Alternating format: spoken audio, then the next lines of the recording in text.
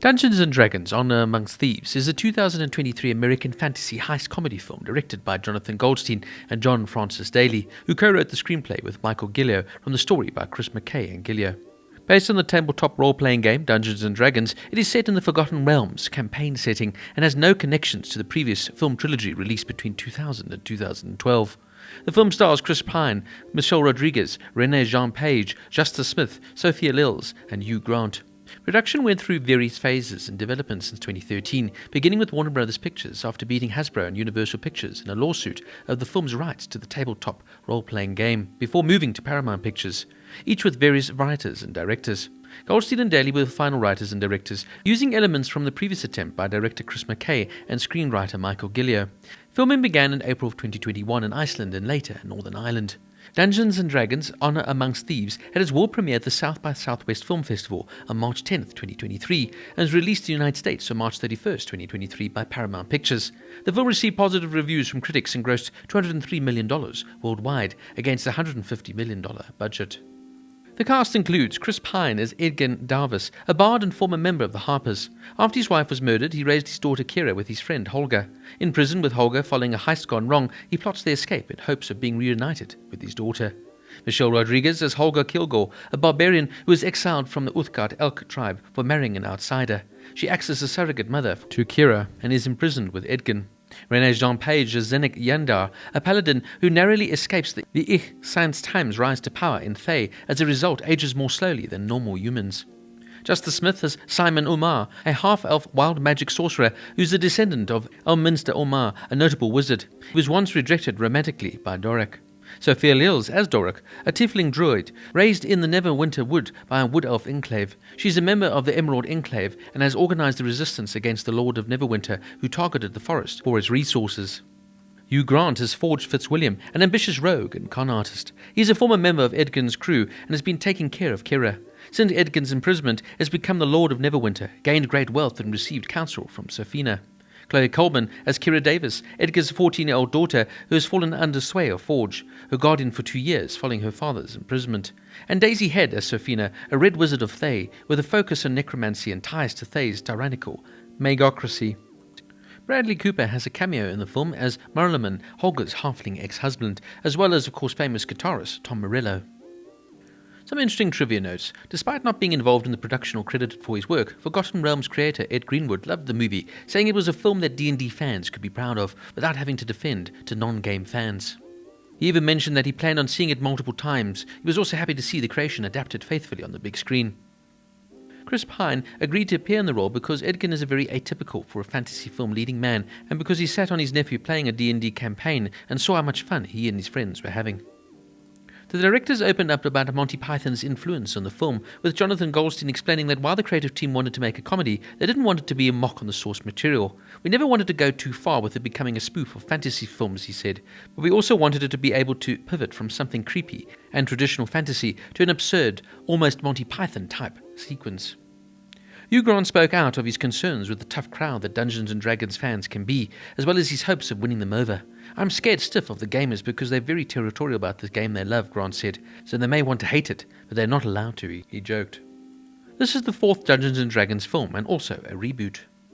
Justice Smith, who plays the sorcerer, commented that he worked with the choreographer to create unique gestures for each spell, with many of the spells incorporating actual sign language into the gestures. Director Daley commented that the film's influences include The Princess Bride, Monty Python and the Holy Grail, The Lord of the Rings and Indiana Jones, with Indiana Jones' structure invoking a dungeon crawl and heist film genre that they wanted to draw upon. Director Goldstein commented that he used the sorcerer character in the film to address the magic can't solve all problems theory. It makes storytelling nearly impossible if you can solve any problem with a magical spell.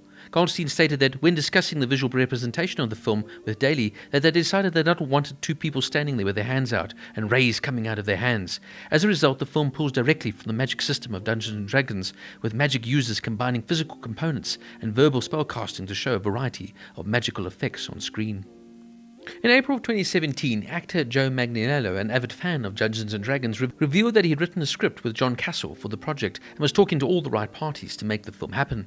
Upon completing the script, Manganiello worked in collaboration with Brad Payton and Dwayne Johnson, who were both in negotiations to develop the film. In December of 2017, after varying degrees of progression, the film was moved from Hasbro to Paramount Pictures and was scheduled for release date of July 23, 2021.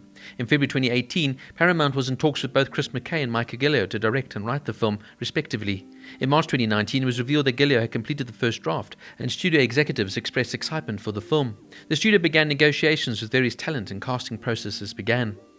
Eventually, on July 30, 2019, Jonathan Goldstein and John Francis Daley were in talks to direct. After the two had left directing duties on the Flash TV series, an agent asked them if they were looking for work. The agent then tipped off Paramount, who presented Goldstein and Daley with the script for Dungeons & Dragons. Now, I went into this film not being a fan of the board game or knowing much about it at all, but I really found myself enjoying this fantasy.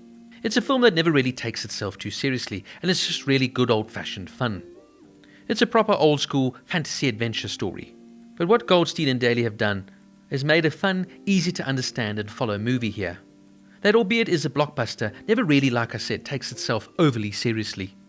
It almost reminds me of films like Willow and those type of fantasy films, and you can see it draws influence, of course, from Lord of the Rings and Game of Thrones, etc., but in the same breath, though, this is really made for the family. The cast are also good here and had a lot of fun with their different roles. I particularly enjoyed Chris Pine here, playing Idrid, the charming leading man, but once again, like I said, also with a glint in his eye. And Michelle Rodriguez is really good here as Holga. I've never been a massive fan of this actress, but she plays this role quite well. It's also nice to see Hugh Grant in this kind of film. He does look a little bit out of place at times, and he's not really on screen that much, but he's always got these quick one-liners. And he just adds a sort of sense of gravitas because he's such a well-known actor. The younger cast are fine as well without doing too much. I felt Sophia Lillis really doesn't do much in her role, unfortunately. And she was far better, for example, in It. Justice Smith is okay here as the young sorcerer, Simon. And Regé-Jean Page just oozes suave sophistication here in his role as Zenk Yenda. Look, you don't watch a film like this for great acting. This is all about the spectacle, the special effects, and the big over-elaborate storyline. And that's what this film does. It's truly pure escapism at its best. It's fantasy, it's fun, and it's a good film to watch to pass the time by and to forget about all your troubles as you just get taken into this world of Dungeons and Dragons.